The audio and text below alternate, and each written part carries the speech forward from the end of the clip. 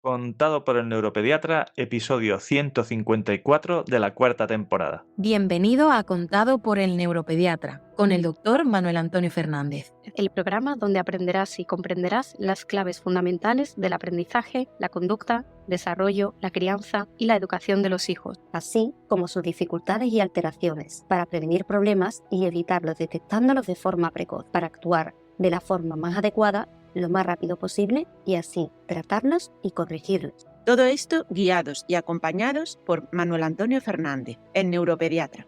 Y un magnífico equipo de profesionales especializados en neurociencias. Testimonios en primera persona, colaboración de expertos de diferentes ámbitos, algún que otro personaje famoso y todo lo necesario para conseguir tus objetivos parentales. Este programa es para padres responsables e implicados al 100% o al 200% en el proceso de crianza y educación de sus hijos, neurotípicos o neurodiversos, con capacidades habituales o capacidades especiales que quieran algo más para ellos. Para padres luchadores e inconformistas que están dispuestos a darlo todo por su familia, a emprender, a aprender, a esforzarse y a ofrecer lo mejor de sí mismo por sus hijos. Este programa está imaginado, pensado, creado y desarrollado especialmente para ti. Hola a todos, bienvenidos a un nuevo episodio de este podcast contado por el neuropediatra, que ya sabéis que está en nuestra línea de Spotify y que también es una parte del vídeo podcast de nuestro canal de YouTube @el neuropediatra, donde este año pasado ya hemos alcanzado los 200.000 suscriptores y para no perderte nada en Spotify, dale a descargar, avisar, etcétera, de los nuevos episodios, y también en el canal de YouTube dadle a la campanita, a suscribir y al like, porque después os perdéis muchas de estas cosas que hablamos de TDAH y similares y se nos va la pinza.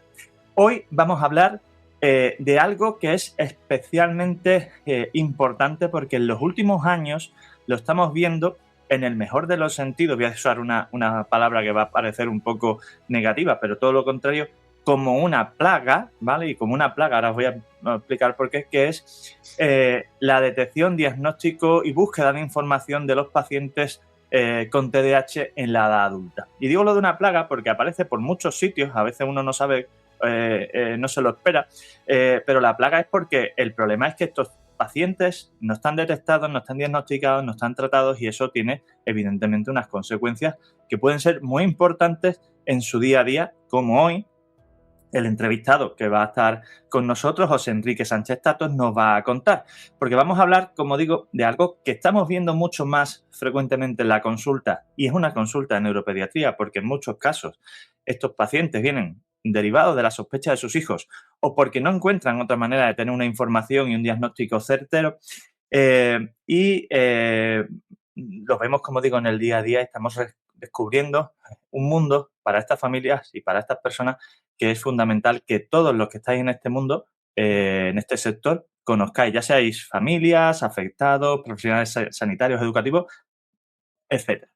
Hoy vamos a hablar, como digo, con José Enrique Sánchez Tato. Tuvo un diagnóstico de altas capacidades en la infancia y en la edad adulta llegó el famoso, entre comillas, TDAH. Vamos a hablar de lo que supuso este diagnóstico, de las expectativas, del proceso posterior y anterior, y de cómo es vivir con el TDAH cuando ya se tiene una vida definida, estructurada y con una, digamos, mentalidad o expectativa o perspectiva o idea hecha de lo que es uno mismo. José Enrique, muchas gracias por estar aquí. Como estábamos hablando antes de empezar la grabación, nos encontramos contactando a través de Twitter por casualidades de la vida, y yo estoy encantado de tenerte aquí, de que nos vayas a ir contando algunas de las cosas que hemos visto cuando hemos empezado a hablar y que tenemos ahí en el guión, y otras que no están en el guión, que también hemos dicho que están ahí para contarlas porque son extremadamente importantes. Muchas gracias y bienvenido. Bueno, muchísimas gracias a ti por escucharme. Que sepas que yo te llevo siguiendo desde antes, de que me echaran del grupo de apoyo del TDA de Facebook por decir herejías, como que el TDA pudiera tener aspectos positivos. Admiro mucho el enfoque positivista que veo en ti, el abordaje basado en fortalezas, sin negar las debilidades que tenemos, y estoy muy contento de hablar contigo. Pero yo te digo, es un seguimiento de años. Pues un placer, porque es un trabajo que hacemos con mucha ilusión, con el objetivo de que cuanto más información se tenga sobre estos temas, mejores diagnósticos, más precoces y más intervenciones tengamos, porque al final el objetivo que tenemos es conseguir que todo el mundo desarrolle su potencial sin quedarse por el camino por una falta de diagnóstico, un tratamiento que realmente puede, esto puede sonar así como muy superlativo, ¿no? Pero solucionarle la vida a mucha gente. La primera en la frente, has usado una palabra, una plaga. Hay otras formas de decirlo, una moda, de repente todo el mundo es TDA. Se acaba de formar el Observatorio Nacional para las Neurodivergencias, del que yo soy vocal, y nos han dado los datos de varios sistemas regionales de salud, entre ellos los del SAS. Y entonces nos encontramos con que de la población andaluza, en total, basándonos en estudios internacionales asumidos, consensuados, debería haber 253.850 personas más o menos con TDA. De estos, solamente 59.000 personas están diagnosticadas a día de hoy. Eso significa que el 76,7% de los TDAs adultos en Andalucía, están sin diagnosticar. ¿Plaga de qué? ¿Moda de qué? Si hay algún problema, es un gravísimo infradiagnóstico. Ahí, decía la primera de la frente, hay un estudio que se realizó en Andalucía hace ya bastantes años y lo hizo una pediatra de atención primaria de Málaga, precisamente, Alfonso Lora. Ese estudio, por diferentes motivos, no llegó a publicarse, pero además da unos datos que son muy parecidos, similares a todos los de las demás comunidades, ¿no? Y daba una cifra aproximada de un 7% más o menos en niños y adolescentes de detección de TDAH en Andalucía, estudios hechos en colegios, de lo que solo estaba diagnosticado una tercera parte y de los que solo estaban en tratamiento farmacológico 1 de cada 7. ¿Va? Yo te digo por qué esos pacientes no están diagnosticados todavía o no estaban, ¿vale? De hecho, yo una de las diapositivas que ponía cuando empecé en este mundo en todas las charlas a la hora de comenzar era precisamente lo que has hecho tú. Yo ponía Sevilla, Andalucía, España, ¿no? Y decía el padrón, porcentaje previsto o teórico de prevalencia del TDAH. Y decía, bueno, 250 y pico mil personas tendrían que estar diagnosticadas en Andalucía, solo está 1 de cada 3, 1 de cada 4 aproximadamente. ¿Cuánto costaría un año de tratamiento farmacológico de estos pacientes? Y eran unos cuantos millones de euros, no me acuerdo cuánto era entonces, ¿vale? Y ese es uno de los motivos por los que estos pacientes no están diagnosticados, porque cuestan dinero atenderlos.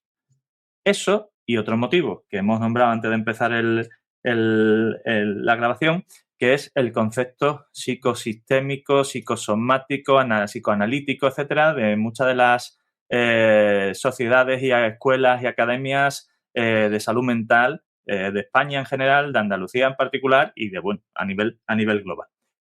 Hemos tocado temas importantes, lo vamos a ir viendo, pero a ti te identificaron como altas capacidades a los 11 años.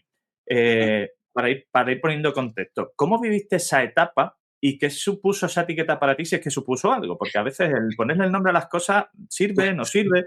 Digo para que ese punto de partida. Pues Silvia, a ver, ¿por qué me identifican a mí?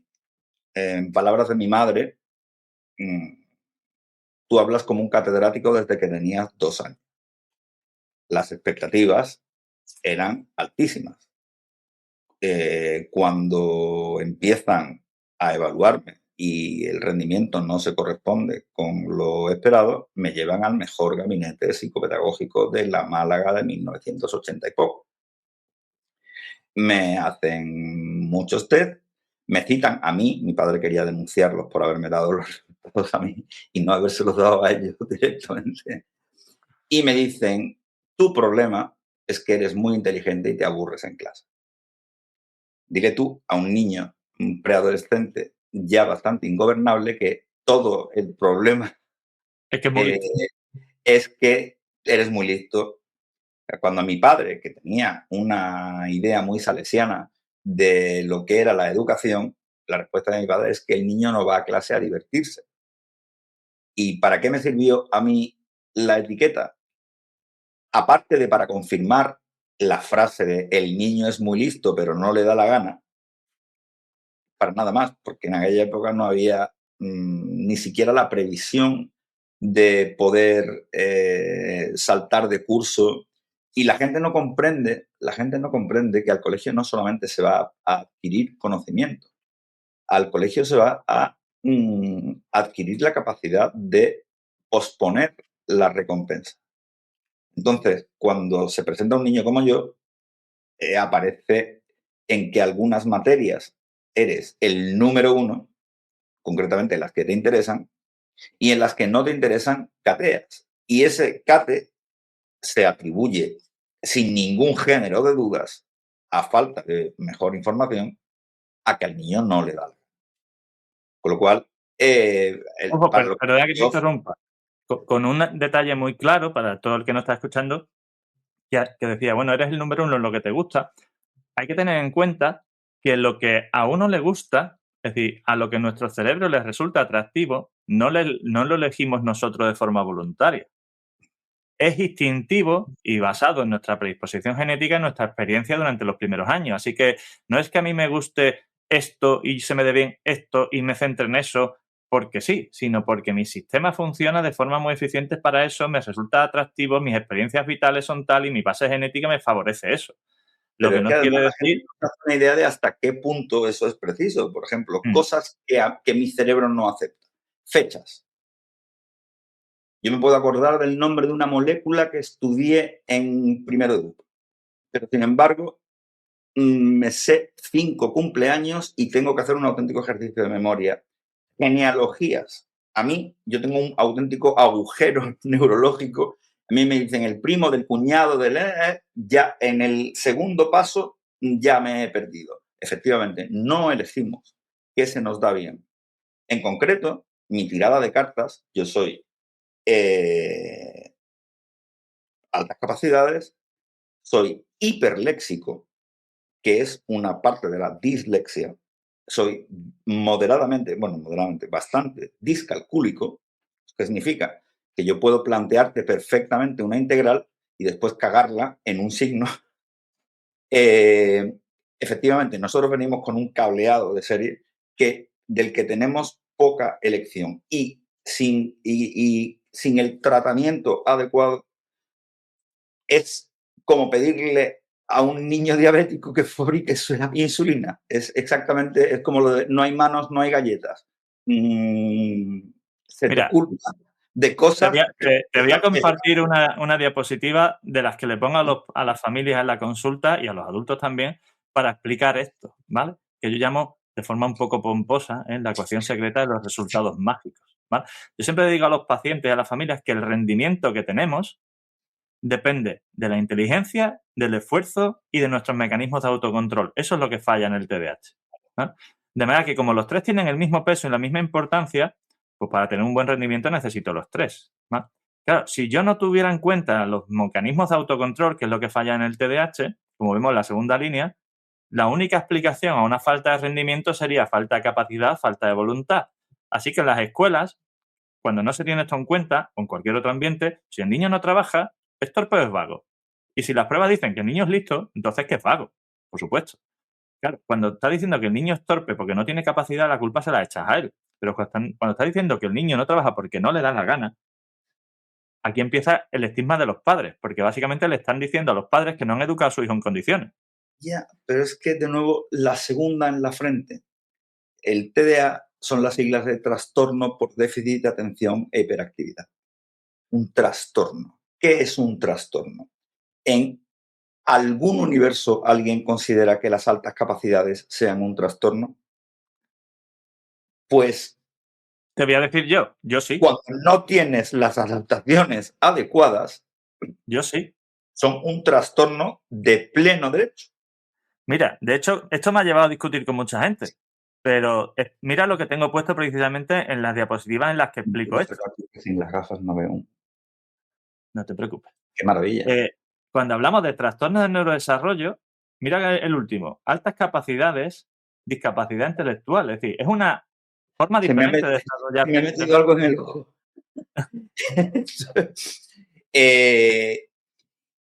Y en esa línea, algo que también me gustaría que no se pasara por alto es que toda la ciencia que se hace sobre las altas capacidades, sobre el TDA, está casi siempre basada en funciones ejecutivas, velocidades de reacción, capacidad de resolución de problemas, cosas que dan numeritos, que hacen unos papers muy bonitos con unos gráficos, con unas regresiones ideales, y se deja de lado el auténtico problema que son las emociones.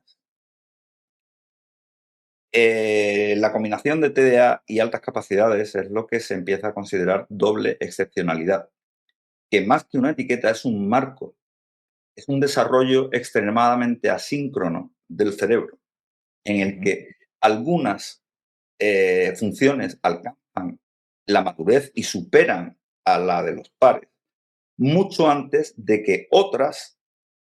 Por ejemplo, un niño desarrolla una complejidad y una profundidad emocional mucho antes de que su corteza esté preparada para regularlas. Y aparece la desregulación emocional, que es el caballo de batalla. Tengo aquí una cita que me gustaría compartir con vosotros de un señor que se llama, vamos a ver, que se llama...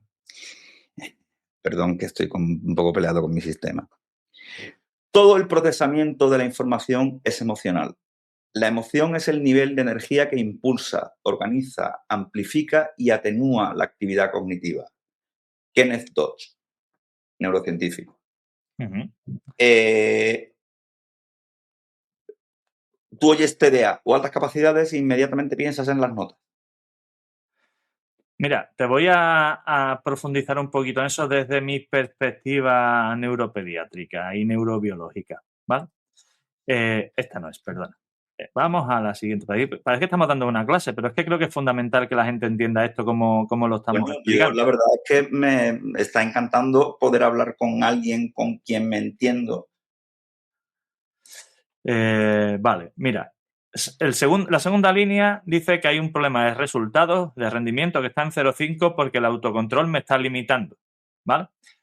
Pero te digo más, cuando alguien tiene un problema de rendimiento y no sabe cuál es su causa, de hecho, por supuesto, no sabe que el problema es el autocontrol, lo que intenta hacer es sobreesforzarse. Empieza a aumentar la voluntad, el esfuerzo a 1,5, a 2, etcétera. Claro, el rendimiento aumenta, ¿vale? Pero a costa de un sobreesfuerzo que por el camino te vas generando estrés, ansiedad, frustración, irritabilidad, mal humor, lo que baja llamamos autoestima. masking. ¿No? Efectivamente. Ser una persona que no y entre otras cosas, también te genera sensación de torpeza, aunque tenga altas capacidades, porque tu rendimiento no es proporcional al esfuerzo, por muy listo que seas. Con lo que Sí, la gente te dice que eres muy listo y tú dices, pues si en tú lo muchos dices, casos, vale. la identificación de altas capacidades se recibe con incredulidad, Claro. porque la persona se ha autoevaluado en base a su rendimiento. Y al final puede llegar el momento en el que uno dé por supuesto que ya no es capaz de hacerlo por mucho esfuerzo, entonces se deje ir, se deje llevar, y ahí es cuando empiezan los problemas descomunales de rendimiento. Y como decía tú, no estamos hablando de académicos, estamos hablando de profesionales, de sociales, de personales, porque cuando hablamos del TDAH y se hablan de los 3 síntomas nucleares, de dificultad en el control de la atención, de los movimientos o de los impulsos, la gente se olvida de la regulación emocional, el control de las emociones y el control de los sentidos, las respuestas físicas, sensoriales y táctiles, etc. Para no hacerte un TDA, yo te propongo que volvamos al fantástico, la fantástica estructura que tú has planteado y vayamos desgranando el asunto en el orden que tú has planteado, porque me parece que es muy inteligente. No hay problema. ¿Qué crees, mejor dicho, que se interpretaba de tu comportamiento o rendimiento en ese momento? ¿Realmente falta de disposición, falta de interés, falta de motivación? ¿Cómo se veía esto desde fuera y lo percibías tú? Pues mira, una de mis dis era mi disgrafia. mi coordinación ojo-manual era terrible y yo huía de escribir a mano como de una vara verde.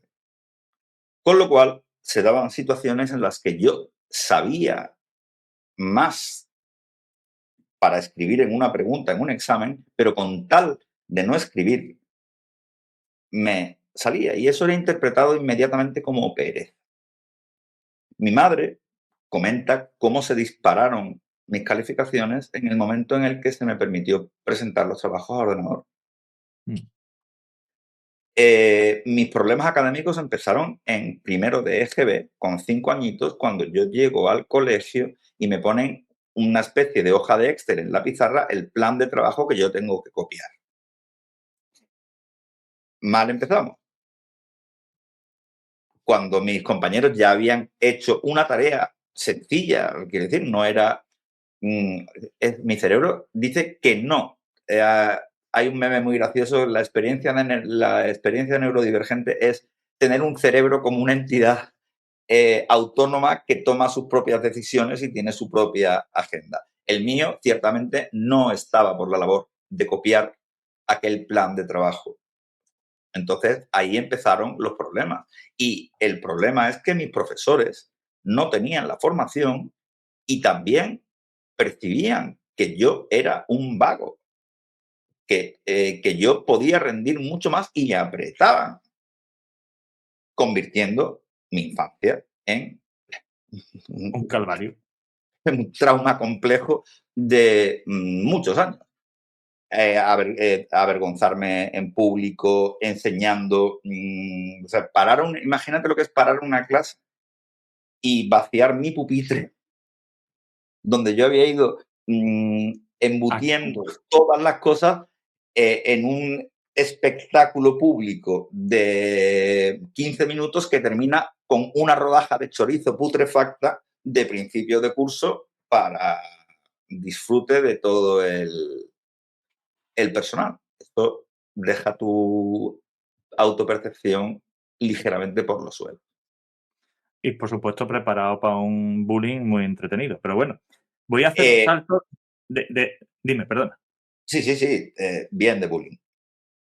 Bien de bullying, y lo peor de todo, bien de bullying por parte de alumnos y profesores. Y a la mezcla, añádele ser gay y en aquella época tener muchísima pluma. Te decía, voy a hacer un salto porque ese recorrido se mantiene en el tiempo y resulta que a los 27 te diagnostican o detectas o descubres casi por casualidad el tema del TDAH y tu, coincidencia sintomática con ello. ¿Cómo fue ese proceso? Primero tengo que contarte porque es esencial, qué ocurre en el interín. Con 18 años, yo me presento a selectividad en septiembre, saco un 7,32 en el plan antiguo.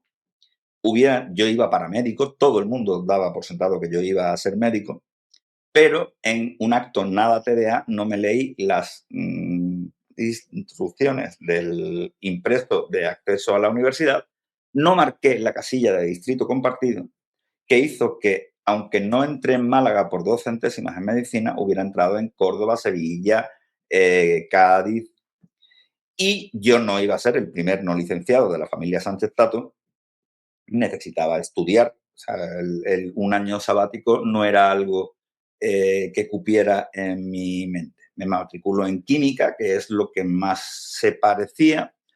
Me he hecho mi primer novio, primera ruptura, a los 6 meses me deprimo, dejo de estudiar, me hago submarinista profesional y mis amigas estaban estudiando ciencias del mar en Cádiz y allí que me voy en el año 95 a estudiar ciencias del mar, pensando que iba a estar con Cousteau y los delfines en un arrecife y con lo que me encuentro son con oceanografía física, ecuaciones de 3 pizarras que yo sabía que era imposible que yo fuera capaz de reproducir con precisión en una de las asignaturas, una carrera muy dura, como una carrera de ciencias muy fuerte, pero con un énfasis muy fuerte en sistemas y modelos dinámicos, lo cual me dio la base para que cuando a 6 asignaturas termino con mi novio, me quedo destrozado, mi padre se preocupa tanto que me dice, te vienes para Málaga inmediatamente.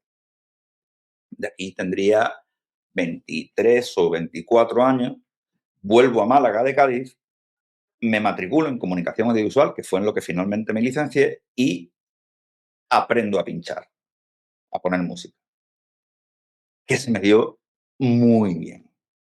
De aquellas, mi padre ya había dejado de ser el padre que aprieta, porque había entendido que...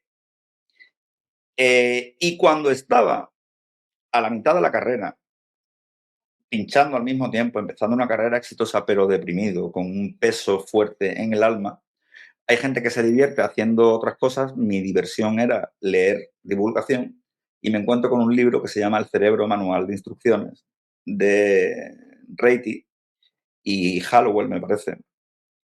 Me pongo a leer y llego al capítulo de la atención y la conciencia y me encuentro un párrafo que dice, pongamos el caso de Jake, un joven americano de 27 años, la edad que tenía, no, yo tenía un poco menos, ha tenido todas las oportunidades para tener una carrera brillante, pero alterna fumadas de marihuana con atracones de ejercicio, pospone sistemáticamente las tareas que no le gustan, recurre sistemáticamente a estimulantes para terminar las tareas de la facultad. Digo, como la historia interminable, me están hablando de mí. En ese momento me voy al ordenador, en una web incipiente, busco un cuestionario de 100 ítems en el que te dicen, cuidado, que todo el mundo puede puntuar entre 15 y 25. Y yo tengo 89.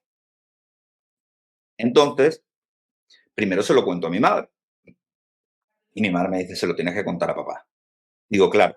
Y voy a decir, mira, papá, que tengo un trastorno que hace que no me pueda concentrar en nada que no me gusta y que si no ordeno mi cuarto no es culpa mía. Mi padre me va a decir, muy bien, campeón. Te has buscado la excusa. La excusa magnífica y maravillosa. Y en contra de la actuación normal de mi madre, cuando yo le digo no le digas algo a papá, no se lo dice, un día llego a casa y me dice mi padre, oye, José, ¿qué me ha dicho tu madre de unas pastillas que te tienen que traer de Estados Unidos? No sé qué. Digo, adiós, se lo ha contado. Total, que mi padre es un señor economista, en aquel momento director de la fábrica de donuts, cero interés en lo que ocurre debajo de su capó o del capó de cualquier otra persona y se traga 2 horas y media de neurobiología del TDA sin soltar una palabra. Y a las 2 horas y pico le digo, bueno, dime algo, dime qué te parece. Esperando que me dijera, muy bien, campeón, esta te la has currado. Y me dice, pues mira, hijo, y con 27, yo no sabía cómo se llamaba el problema, pero si con lo listo que tú eres, con 27 años, no tienes tu carrera terminada y tu habitación recogida, yo pienso que algún problema hay. Y esto explica muy bien tu problema, no solo tu problema, sino el de todos los tumbados de la familia de tu madre. Lo único que te Siempre pido... es bueno que haya una familia extra para echarle la culpa, claro. No, somos los Skywalker del TDA, ¿entiendes? Damos para una tesis en 5 o 6 generaciones. Mi abuelo materno y mi abuela materna tenían premios los dos y así salió la generación. Total, que dice, lo único que te pido es que busques ayuda. Yo me pongo hecho una furia. Ya he ido a no sé cuántos psiquiatras, no sé cuántos psicólogos, esto lo voy a arreglar yo con mis huevos. Me voy a mi cuarto, pego un portazo.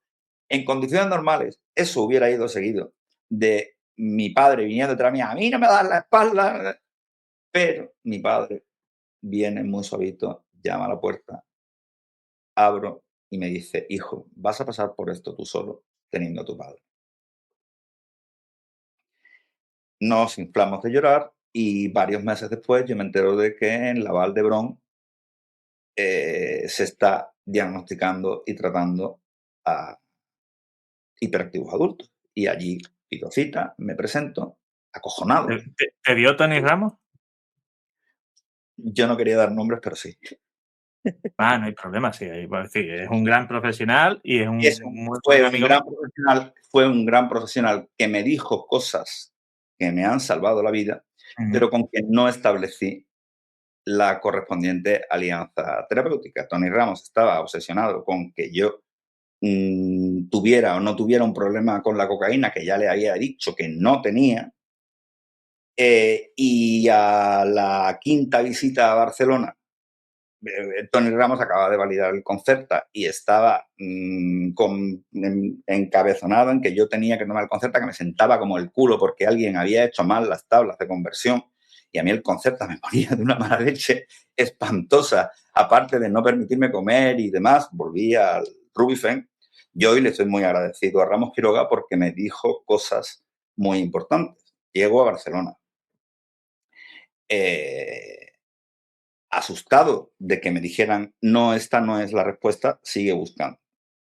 Ramos Quiroga metió la directa y lo primero que me dijo fue, ¿tú qué te metes? Y digo, pues mira, yo en mi tiempo libre lo último que se me ocurre es drogar. En ganas de fiesta no tengo, pero soy DJ y no tengo capacidad de ponerme a pinchar sin haber metido una raya o un cuarto de pastilla. Y la respuesta de Ramos Quiroga me salvó del destino que tuvieron muchos de mis familiares. Él me dijo, mira, tú no te has estado drogando como la gente normal. Tú te has estado automedicando. Y la cocaína podría ser un candidato a un tratamiento para el TDA. Aumenta los niveles de dopamina en el núcleo caudado, pipipi. Pero, es ilegal.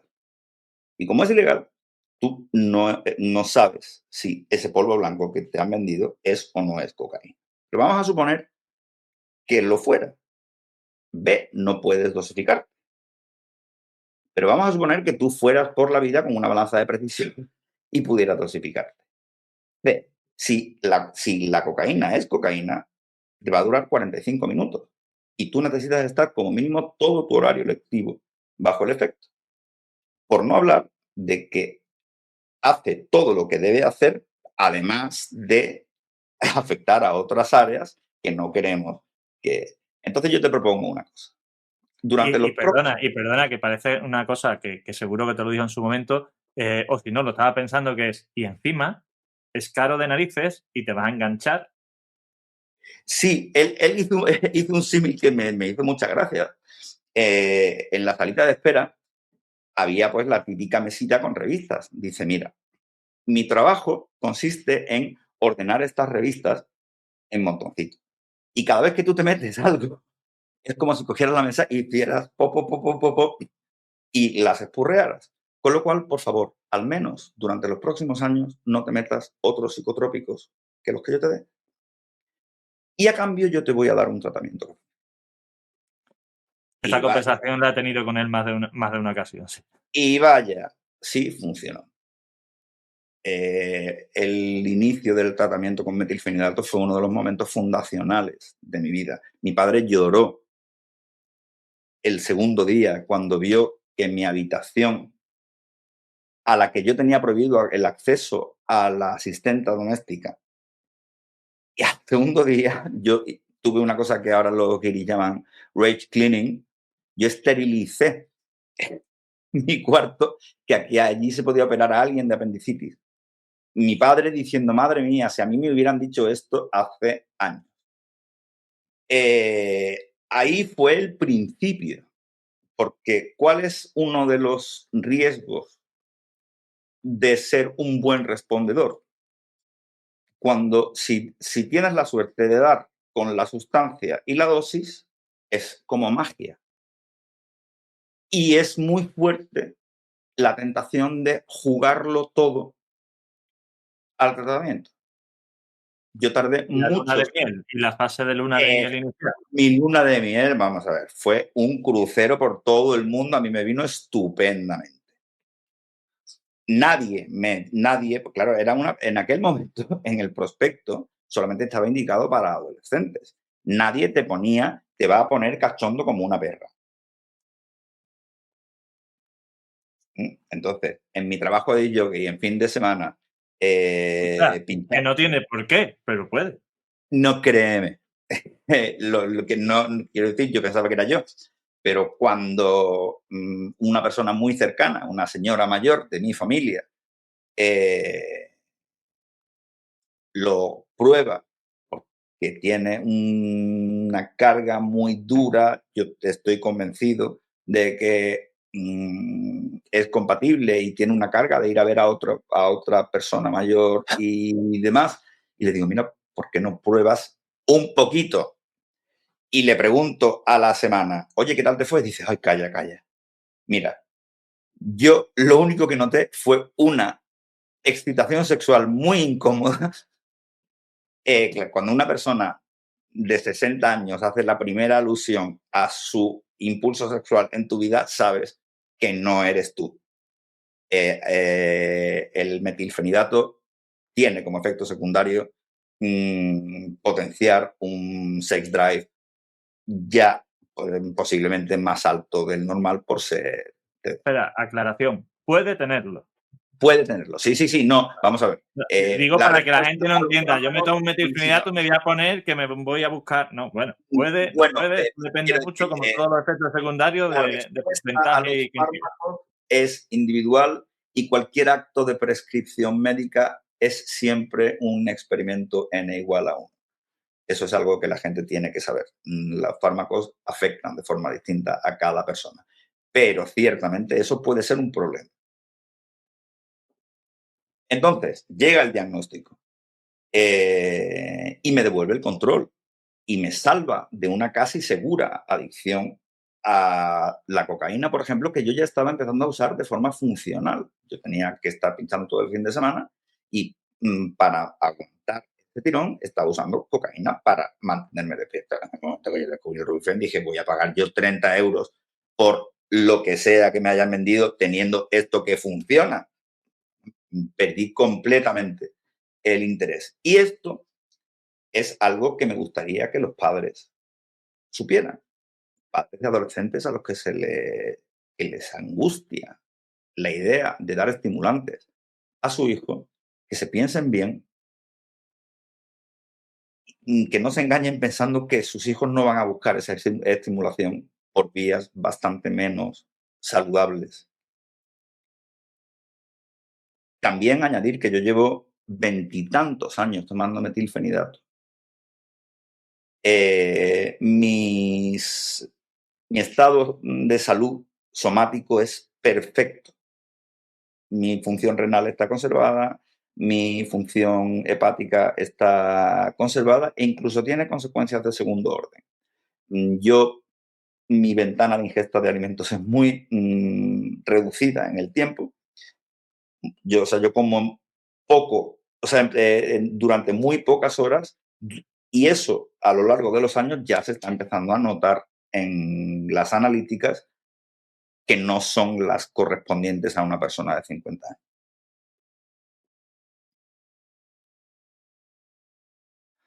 Me has nombrado esa percepción inicial de idealismo, entre comillas. ¿Tú tenías esa expectativa? Y me has hablado también de cómo verlo desde fuera para padres y demás. Para una persona que esté en tu situación, una duda, que esté en ese proceso, poner nombre, darle apellido a esta situación, ¿qué supone a nivel de resolución del problema? Esas serían las dos cositas que... Depende de la edad. Depende de la edad. No es lo mismo que te lo digan con 27 a que te enteres con 40 y tantos. Cuando te enteras con 40 y tantos, hay un doctor, Schulman, no recuerdo su apellido, que dice que él cuenta con una parte de duelo por las oportunidades perdidas. No es lo mismo que con 27 te digan, ni tus padres ni tú tenías la culpa, a que con 40 y tantos, donde ya no tienes tanto margen de maniobra, te digan que has estado jugando el juego de la vida con una mano a la espalda. Aún así, mejor enterarse con 50 que no enterarse. Y con respecto al tratamiento, la ciencia es sólida. El TDA no tratado puede reducir entre 8 y 13 años la esperanza de vida. El TDA mata. El autocuidado es muy difícil sin la ayuda de los fármacos de primera línea. Tiene que haber una razón muy poderosa para no usarlo.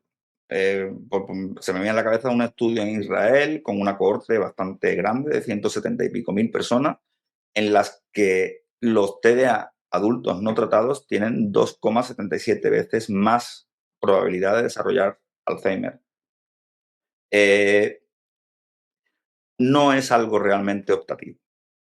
No es solo cuestión de tu calidad de vida. ¿Vas a ser capaz de ir a hacerte los chequeos de la próstata? ¿Vas a ser capaz de autocuidarte si no es algo que sea una amenaza mortal? Ese es mi mensaje. No te he interrumpido ahí porque creo que estabas dando una información y una perspectiva que es completamente generalizable, no una cosa exclusivamente personal. Hay datos que son muy, muy relevantes, ¿no? Nos dicen, hay estudios hechos en España, en diferentes centros penitenciarios, sobre todo en Cataluña, donde se detectan cifras de un 40% de diagnóstico de TDAH del adulto de tipo hiperactivo impulsivo en centros penitenciarios. Claro, si tienes problemas de conducta con la autoridad o encima tienes un alto riesgo de consumo de sustancias, como en el TDAH no tratado, que alcanza el 80%, te encuentras con situaciones que pueden ser no solo de riesgo vital, sino, como decíamos, ilegales, hasta insospechados, ¿no? Nada, acaba de salir un paper que se llama Neurodivergence in Custody, que ha sido un estudio hecho en 7 de las 8 comisarías de Londres,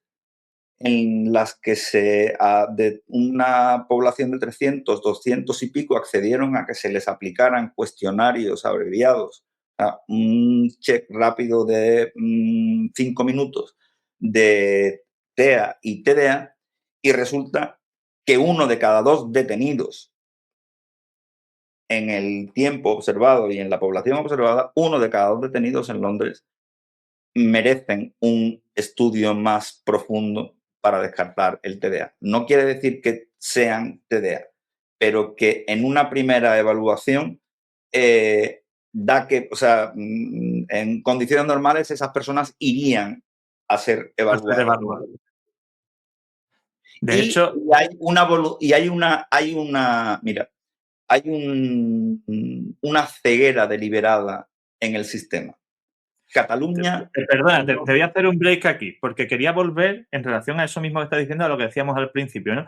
¿De cuánto costaría tratar esto durante un año a nivel exclusivamente farmacológico, etcétera? Yo cuando hice estas cuentas a nivel de Andalucía estábamos en 175 millones de euros, ¿vale? Ajá.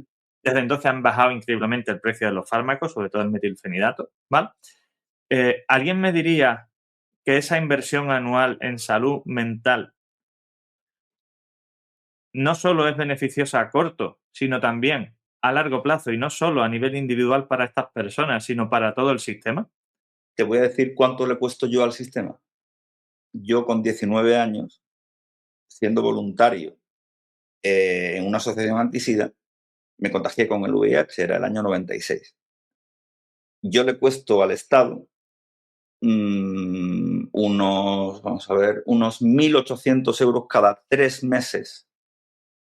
Yo no puedo asegurar que haber estado medicado me hubiera permitido tener la buena cabeza de tomar precauciones y no creerme que yo, por ser un niño pijo del Limonar, estaba protegido frente a eso. Pero eso lo puedes extrapolar a trasplantes de pulmón, a lesionados medulares. Cada euro que te ahorres en el BANSE, tengo muy grabada la nota inicial con la que rechazaban la inclusión en el catálogo de fármacos financiados del Elbanse, que te decían, primero, que es de traca. No hay evidencia suficiente de la eficacia del tratamiento farmacológico en el TDA. Mentira. Sí. Todas las guías, mentira. No se lo cree nadie. Segundo, es que la detección del TDA es muy difícil porque es muy comórbido. Claro, las cosas que suelen aparecer cuando no lo diagnosticas a tiempo. Pero por si te queda alguna duda de por qué no lo incluimos, es C. Como no tenemos clara cuál es la población diana, esto podría suponer un quebranto excesivo para las arcas públicas. Mira, durante los 2 primeros años después de la comercialización del Elbanse, ¿vale? Se pudo, y de su financiación en el sistema sanitario público, se pudo usar como fármaco en atención primaria, ¿vale? Yo fui pediatra en un centro de salud durante 2 años, lo estuve usando. Era un coste alto, pero evidentemente era algo viable. Pues curiosamente a los 2 años hicieron un estudio de costes y vieron que se había gastado más del doble de lo previsto. Estamos hablando de que en vez de 5 se habían gastado 11 millones de euros, ¿vale? A nivel nacional. Y entonces ahí, ¿cómo disminuimos esto? Prescripción hospitalaria, que solo a nivel hospitalario se puede hacer. Y decía, vale, yo en un centro de salud soy pediatra y no lo puedo hacer, pero yo mismo en un hospital, si paso una consulta de pediatría dedicada a neuropediatría, sí lo puedo prescribir. O sea, cuando al final todo esto se hace con un objetivo de costes, la cosa ya no es salud. Es cuánto cuesta curar a la gente o evitar que haya problemas. Y eso es uno de los grandes límites que hoy en día ha hecho la sanidad, ¿no?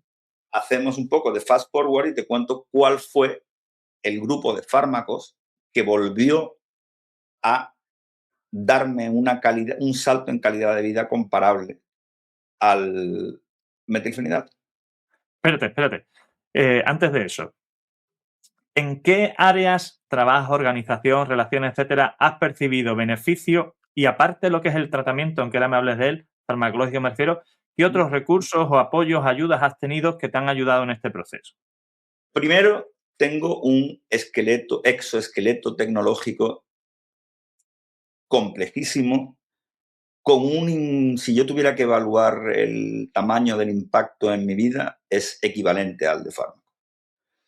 Yo soy un privilegiado y me puedo permitir un ecosistema Apple que hace que en el momento que yo quiera, tenga una idea, un recordatorio, no necesite la fricción siquiera de sacar mi teléfono, pueda decírselo a mi reloj y automáticamente que eso se traslade a todo mi sistema. Cuando algo es realmente importante, me pongo 25 recordatorios, pese a que he convertido el ignorarlos en una forma de arte, pero externalizo gran parte de mi proceso de decisión. No confío en mi memoria de Dory, la amiga del padre de Nemo, cosas que sé que no, cualquier cosa que no vaya a mi calendario no va a ocurrir. Tiene que ser algo de riesgo de muerte o que me interese mucho para que ocurra sin estar registrado. Después, otra de las cosas, y esta es una de las que tardé más en aprender. Ha habido un cambio sísmico hace unos meses cuando se han publicado un par de papers que dicen qué hace exactamente los estimulantes y qué no hacen. Resulta que hemos estado usando pastillas que pensamos que hacían una cosa que no hacían. No actúan sobre los centros de la atención. Actúan principalmente sobre los centros de la recompensa. Y en neuroimagen lo que vemos es que, concretamente, el metilfenidato simula una noche de sueño reparador. Pero yo descubrí demasiado tarde que no hay metilfenidato en el planeta que realmente sustituya una noche de sueño. Cuando uno de los riesgos del tratamiento es creerte que puedes ser Neo en Matrix y doblar el tiempo a voluntad. Imposible. No vas a funcionar bien si no te impones una disciplina con el sueño. El sueño es sagrado.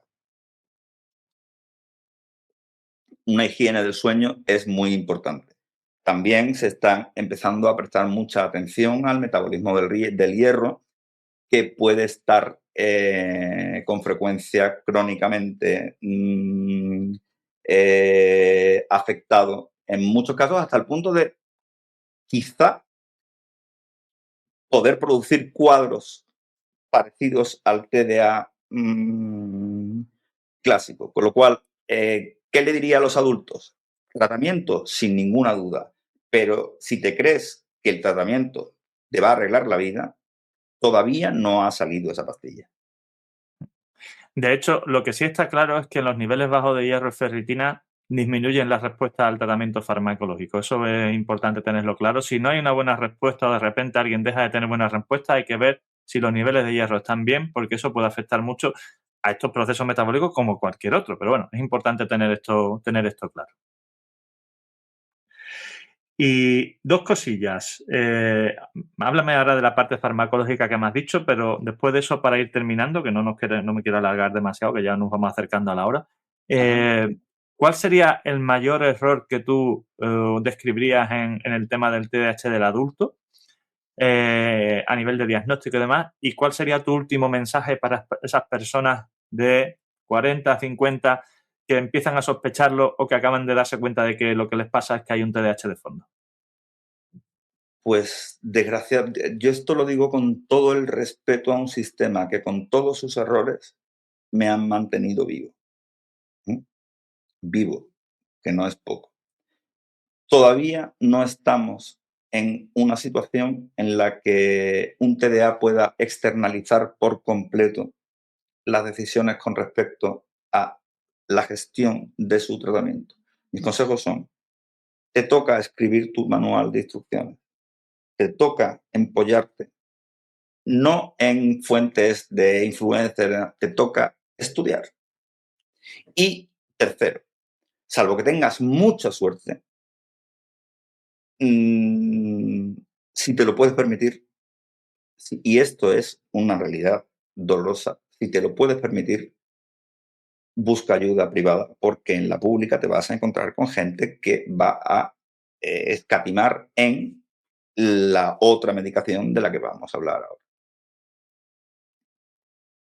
Pues a ello.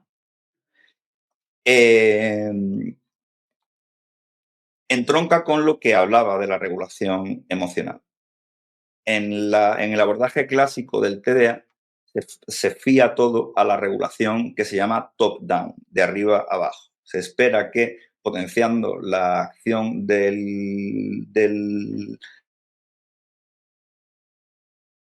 eso va a garantizar. ¿Me estás viendo? Sí. Vale. Que eso va a garantizar el control. Y resulta que no es así.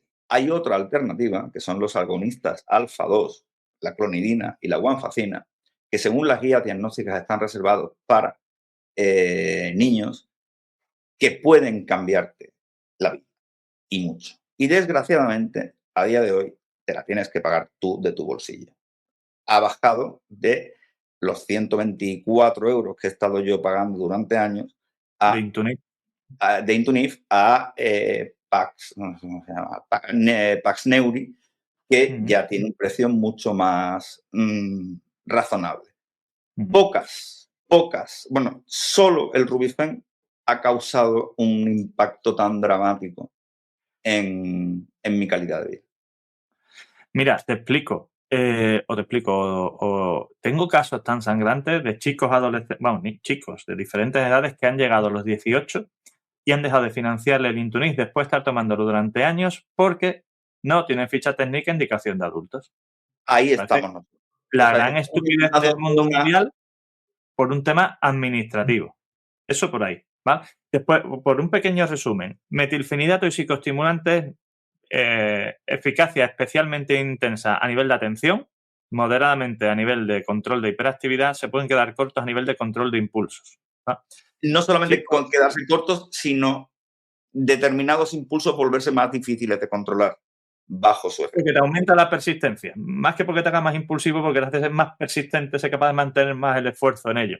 No psicoestimulantes, atomoxetina y guanfacina, liberación prolongada, es decir, Atamax o Intunif, Intuniz especialmente útil para el control de impulsos, especialmente si hay tics asociados, moderadamente para la hiperactividad y poco efectivo para la atención, aunque también complementario. Yo no conozco a nadie, a ningún adulto, a quien la atomoxetina, he conocido a 4 personas que la han tomado de adultos. 2 de ellas dijeron que nunca se habían sentido tan intoxicados. Y a un tercero le iniciaron ideación suicida. La atomoxetina fue un antidepresivo fallido que se reaplicó y yo personalmente, y no soy médico, no aspiro a ser una regla universal, pero yo no conozco a ningún adulto a quien le haya hecho algo.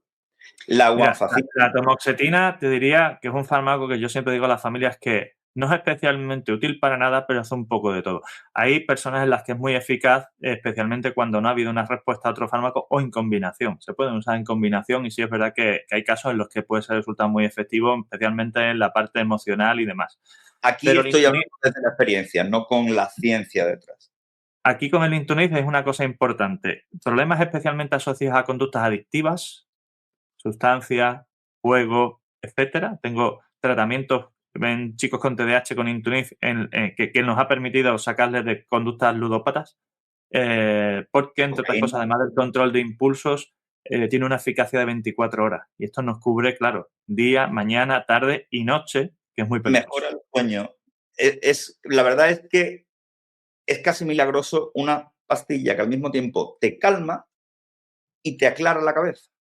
Normalmente no se consiguen esas 2 cosas y sobre todo las alternativas que se usan para lo mismo, gabapentinoides, bla, bla, bla, suelen... Bupropión, no.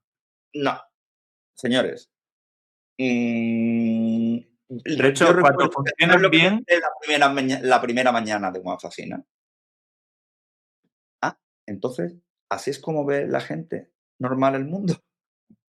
Yo, si tuviera que decir cuál es mi pauta de tratamiento para un TDAH combinado intenso ideal, siempre que haya buena respuesta, porque esto no es 100%, yo siempre digo que es la combinación del Banse y de Intuniz. O sea, te focalizas en 12, 13 horas y te mantiene estable el resto del día. Pero esto es muy variable, evidentemente. La diferencia para mí entre el Banse y cómo uso yo el Banse y metilfenidato. Metilfenidato es la mula de carga. Es lo que me permite hacer, lo que baja el umbral necesario de energía para hacer las cosas coñazo. ¿Para cuándo uso el Banse? El Banse no me va a dejar disfrutar de ninguna actividad procrastinante si tengo algo que hacer.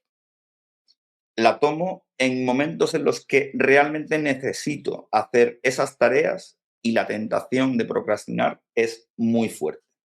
Pero no tiene el efecto activador para mí, de nuevo, n igual a 1. Para mí no tiene el efecto de potencia para lo no agradable que tiene el Banse. Mi consejo es... El metilfenidato. No, mi consejo es... No, digo que has repetido el Banse y el Banse.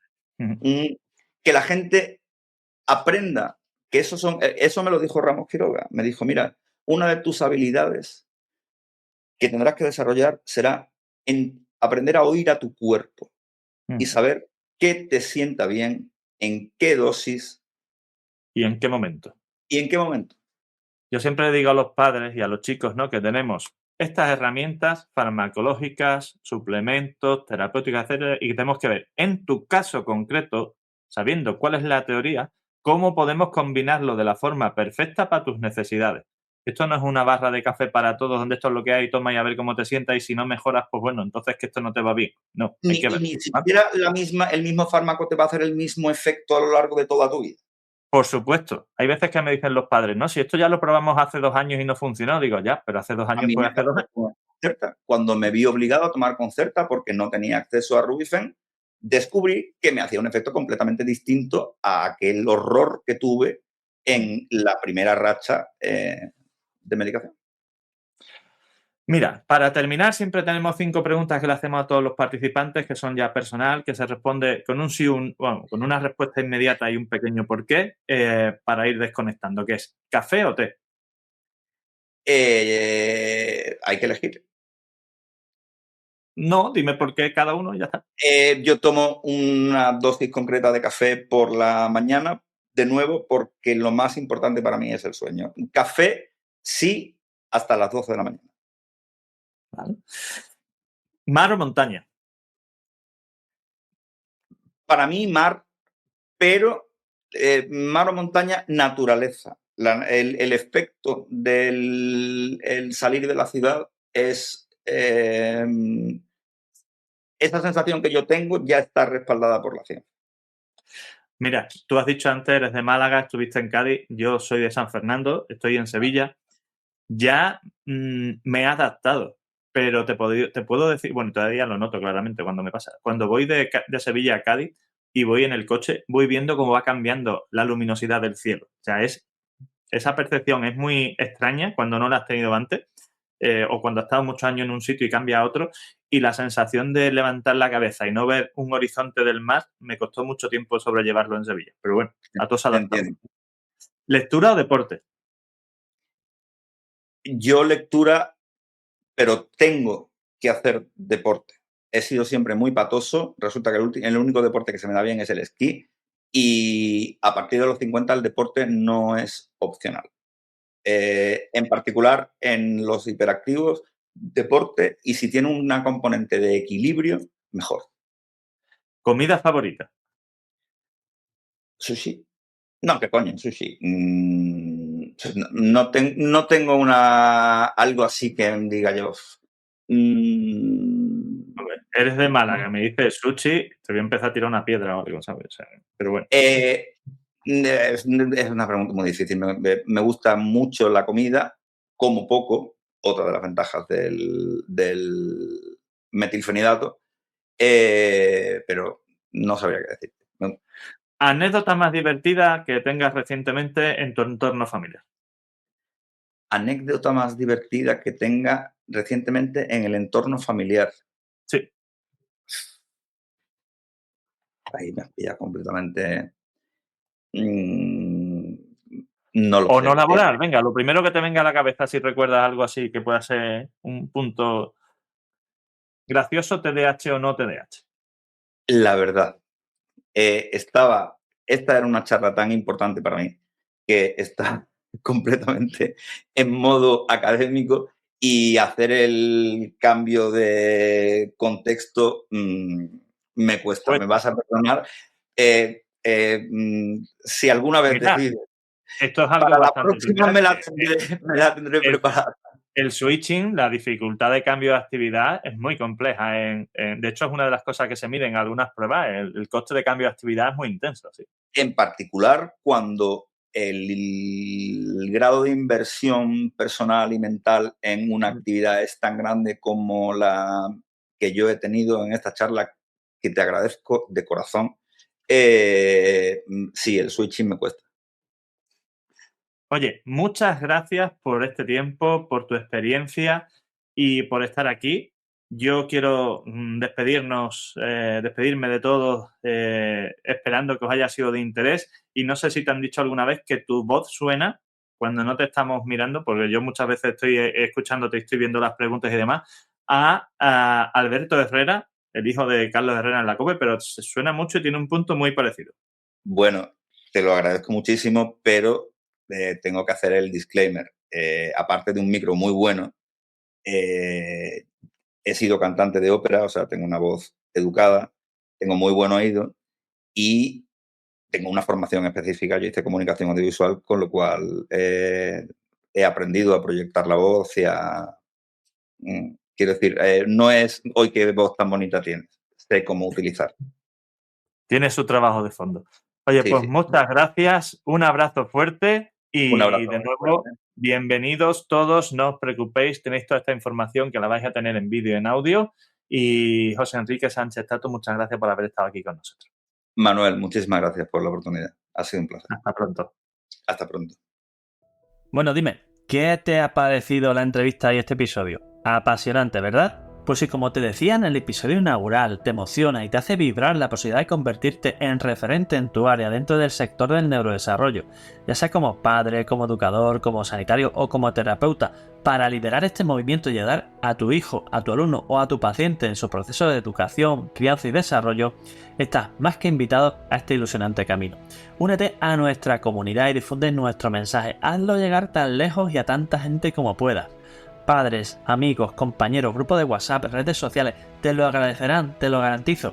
Y si quieres profundizar en alguno de los puntos que tratamos en este podcast o necesitas ayuda para la evaluación, el diagnóstico, la terapia o el tratamiento, ya sea presencial o online, de problemas de aprendizaje, conducta, maduración, desarrollo, relaciones sociales, autoestima, y también para situaciones específicas como el TDAH, la dislexia, la alta capacidad, el retraso madurativo, el autismo, las Asperger, la epilepsia, la migraña o los trastornos del sueño, ponte ahora mismo en contacto con nosotros en elneuropediatra.es, donde además también encontrarás cientos de artículos de gran claridad, de gran información y de gran relevancia sobre estos temas, y algo aún más importante, guías de orientación para familiares de apoyo en el camino de estos procesos. Y además, me tienes en YouTube, en Facebook, en Twitter o X, como se llama ahora, Instagram, LinkedIn y hasta TikTok. Y por si fuera poco, estamos también en nuestro canal de difusión que acabamos de abrir y que estamos desarrollando y que desarrollaremos a lo largo de esta temporada en WhatsApp. ¿Qué más se puede pedir? Pues no te preocupes, porque evidentemente no vas a tener problemas para encontrarnos. Un fuerte abrazo y hasta el próximo episodio.